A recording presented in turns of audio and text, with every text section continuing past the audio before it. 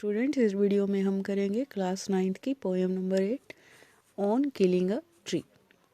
On killing a tree इस poem के through poet जो हैं वो एक बहुत ही इम्पोर्टेंट मैसेज हमें कन्वे करना चाहते हैं। पोइट ने इस पोएम में ट्री को जो है वो एक इविल का सिंबल दिया है, यानी कि एक बुराई का, कि जिस तरह एक पेड़ को हम काट कर फाड़ कर उसकी टहनियों को तोड़कर पूरी तरह से उसका अस्तित्व ख़त्म नहीं कर सकते, उसी तरह समाज में फैली हुई किसी भी बुराई को हम जब तक जड़ से ख़त्म नहीं कर देते तब तक उस बुराई का अंत नहीं हो सकता। और इसी तरह एक पेड़ का अंत भी तभी होगा जब ज़मीन में गहरी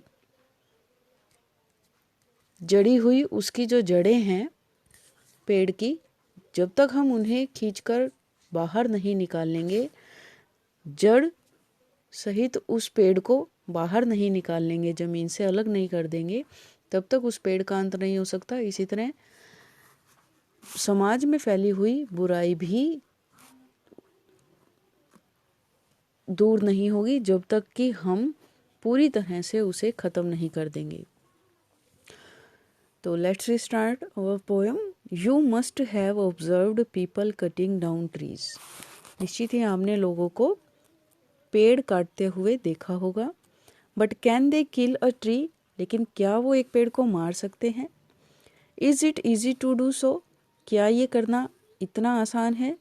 let's read the poem. Poem read करते हैं and find out what the poet says on killing a tree. और पोइट क्या कहता है इस पोएम के थ्रू, देखते हैं। It takes much time to kill a tree. कहता है कि पेड़ को मारने में जो है वो बहुत समय लगता है। Not a simple job of the knife will do it. कहता है केवल एक चाकू के माध्यम से ऐसा नहीं किया जा सकता, पेड़ को नहीं मारा जा सकता। It has grown slowly consuming the earth. ये जो है धरती से पोषण प्राप्त करते हुए, क्योंकि पेड़ जो है आपने सुना है कि जमीन के थ्रू, अर्थ के थ्रू पानी और भोजन लेते हैं, तो इसीलिए धरती से पोषण करते हुए और ये क्या करते हैं, ग्रो करते हैं, उगाते हैं। राइजिंग आउट ऑफ इट, उसकी सतह से ऊपर उगते हुए ऊपर आ जाते हैं।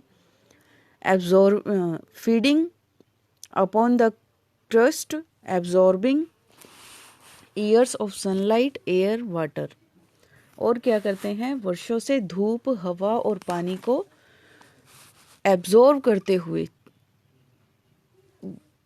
ग्रहण करते हुए जो हैं वो ये पेड़ ग्रो करते हैं, बढ़ते रहते हैं। And out of its leprous hide sprouting leaves. और ऐसा लगता है कि जैसे कि इन पर जब पेड़ बड़ा होता है धीरे धीरे, तो आपने देखा होगा कि जहाँ से इसकी पत्तियाँ, टहनियाँ निकलती हैं, छोटे छोटे डॉट्स हो जाते हैं, धब्बे बढ़ जाते हैं। तो वो धब्बे जो हैं वो ऐसा लगता है जैसे कि लेप्रस होता है, कुष्ठ रोग, कोढ़ी लोग जो होते हैं, कहता है ऐसा लगता है कि जैसे कुष्ठ रोग के अनेक रंगों से के धब्बे जो हैं इस पेड़ के ऊपर पड़ गए हों। So hack and chop but this alone won't do it. कहता है इसको, जो भी पेड़ है उसे हैक मतलब कुल्हाड़ी से काटना, चॉप मतलब फाड़ देना। But this alone won't to do, कहता है सिर्फ कुल्हाड़ी से काट कर या इसे फाड़ कर पेड़ का अंत नहीं किया जा सकता, उसे नहीं मारा जा सकता। Not so much pain will do it, और ना ही इससे इसको ज़्यादा दर्द होगा, पेन होगा। The bleeding bark will heal and from close to the ground will rise curled green twigs. बल्कि क्या होगा, उसकी जो ब्लीडिंग बार्क हैं, घायल जो उसकी टहनियाँ हैं, छाल है, वो जल्दी से ठीक हो जाएंगी और उससे छोटी छोटी कर्ल्ड ग्रीन ट्विग्स, कुंडली के आकार की हरी शाखाएं जो हैं वो निकलेंगी। मिनिएचर बॉक्स होता है, मिनिएचर जो होता है छोटी, मिनी छोटी, बॉक्स मतलब शाखाएं, टहनियाँ। Which if unchecked will expand again to former size, और अगर इन पर ध्यान नहीं दिया जाता तो ये जो हैं वो पहले का आकार, पहले का साइज ही फिर से ले लेती हैं, यानी कि फिर से जो पेड़ है वो बड़ा होना शुरू हो जाता है। No the root is to be pulled out, कहते हैं ना तो वृक्ष को पुल्ड आउट, काटने से, out of the anchoring earth. Anchoring earth का मतलब है, अर्थ मतलब पृथ्वी, धरती, और एंकरिंग मतलब जो पेड़ों को सहारा देती हैं। एंकरिंग अर्थ ऐसी धरती, ऐसी पृथ्वी जो पेड़ों को सहारा देती है। It is to be roped tied, कहता है इससे तो रस्सी बांधकर,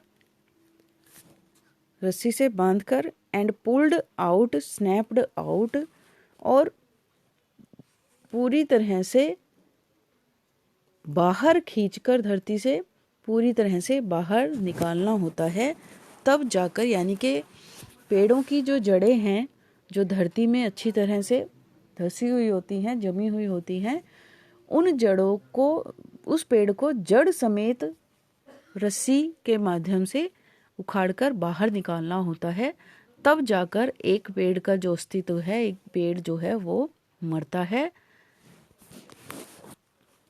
अदरवाइज एक पेड़ कभी भी खत्म नहीं होता जब तक कि उसकी जड़ें धरती में गड़ी हुई होती हैं।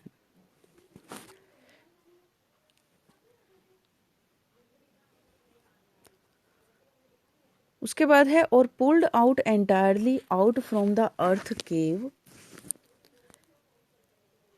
and the strength of the tree exposed, the source white and wet, the most sensitive hidden for years inside the earth।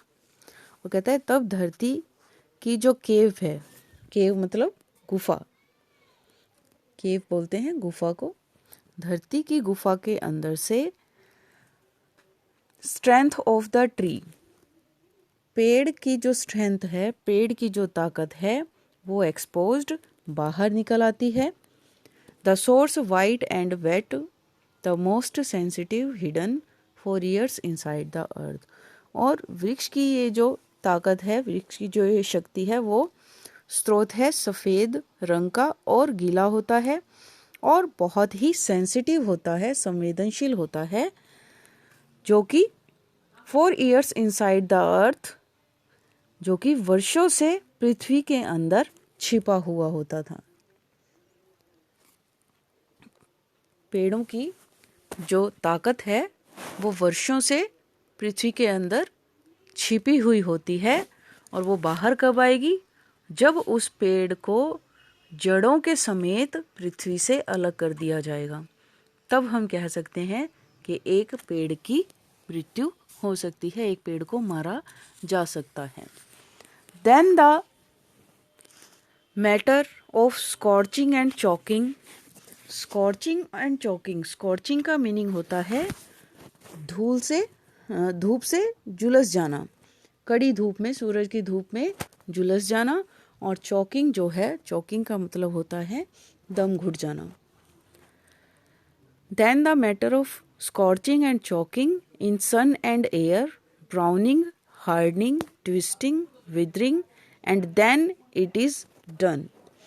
और तब हम धूप में झुलसने, इन्हें हवा ना मिलने के कारण इनका दम घुटने के लिए खुला छोड़ देना चाहिए उसे, उसकी पृथ्वी से जब उसकी जड़ों से उसको बाहर निकाल लाते हैं, उसके बाद धूप में इसे झुलसने के लिए, हवा ना मिलने के कारण उसका दम घुटने के लिए उसे खुला छोड़ देना चाहिए।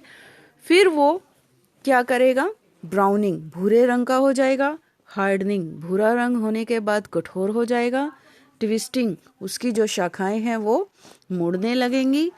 एंड विदरिंग, सूख जाएंगी, मुरझा जाएंगी, and then it is done, तब जो है पेड़ मर जाएगा जब हम पेड़ के साथ ये सब करेंगे। इसका कहने का मतलब ये है बच्चों, पेड़ के थ्रू, कि एक बुराई का जब तक उसकी जड़ों के साथ जो उस बुराई का मेन कारण है, जब तक हम उसे ख़त्म नहीं करते तब तक किसी भी बुराई का अंत नहीं किया जा सकता। तो इस पोएम के थ्रू पोइट ने बहुत ही अच्छा मैसेज देने की कोशिश की है। आई होप कि ये पोएम आपको अच्छे से समझ में आई होगी। Thank you.